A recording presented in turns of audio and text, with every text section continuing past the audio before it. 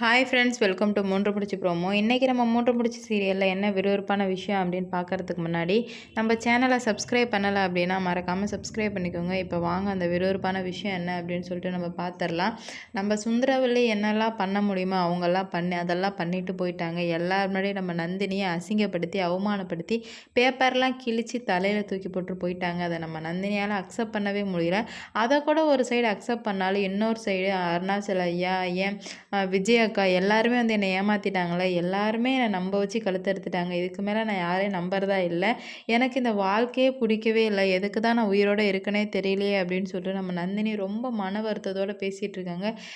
என்னடா இது இப்படி போய் பண்ணிட்டாங்களே எல்லாரும். ஐயா உங்கள் மேலே நான் எவ்வளோ மரியாதை வச்சுட்டேன், இப்படி பண்ணிட்டீங்களே ஐயா அப்படின்னு சொல்லிட்டு சொல்லும்போது, புரியுதுமா நந்தினி, என்னடா இது உங்கள் ஐயா இந்த மாதிரி பண்ணிட்டாங்களே நீ யோசிக்கிறான்னா, உன்னை என் வீட்டு மருமகளாக வச்சுக்கிறதுக்கு இதை தவிர எனக்கு வேறு வழி இல்லைம்மா அப்படின்னு சொல்லிட்டு சொல்லிடுறாரு.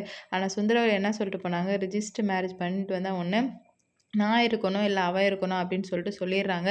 இதனால் என்ன நடக்குது அப்படின்னு பார்த்தீங்கன்னா, ஐயா நான் வீட்டுக்கு வரல, இப்படியே நான் பஸ் ஏறி எங்கள் வீட்டுக்கு போயிடுறேன், போதும் இதுக்கு மேலே என்னால் யாரும் கஷ்டப்பட வேணாம், நான் போகிறேன் ஐயா அப்படின்னு சொல்லிட்டு நம்ம நந்தினி சொல்கிறாங்க. ஆனால் இருந்தாலுமே நம்ம எல்லாருமே வந்துட்டு வா பார்த்துக்கலாம், வா பார்த்துக்கலாம் அப்படின்னு சொல்லிட்டு சொல்கிறாங்க. ஆமாம் நீங்கள் பார்த்துக்கலான்னு சொல்லி என்னை போயிட்டு குழிக்குள்ளே தள்ளினதெல்லாம் போதும், இதுக்கு மேலே நான் வந்துட்டு அதுக்கு தயாராக இல்லை, நான் வரமாட்டேன் அப்படின்னு சொல்லிட்டு நம்ம நந்தினி அங்கேருந்து கிளம்பி ஓடிடுறாங்க. வேறு வழியே தெரியாமல். ஏன்னா சுந்தரவல்லிக்கு பயந்துட்டு ஓடிடுறாங்க. எல்லாருமே நம்ம நந்தினி தேட ஆரம்பிக்கிறாங்க. நந்தினி எங்கே இருக்க சொல்லு சொல்லு அப்படின்னு சொல்லிட்டு தேடுறாங்க. ஆனால் நம்ம நந்தினி எங்கேருந்து போடுறாங்கன்னு எல்லாரும் தேட தேட ஒரு ஒரு இடத்துல போய் பதுங்கி பதுங்கி போகிறாங்க. ஒரு சூர்யா சாருக்கு ஒரு கட்டத்துக்கு மேலே ரொம்ப கஷ்டமாயிடுது. நந்தினியை நான் மன்னிச்சிடு, நான் இதுக்கு மேலே இப்படி பண்ண மாட்டேன் அப்படின்னு சொல்லிட்டு நம்ம நந்தினி காணா போகும். சூர்யா வந்துட்டு கத்த ஆரம்பிச்சிடறாரு.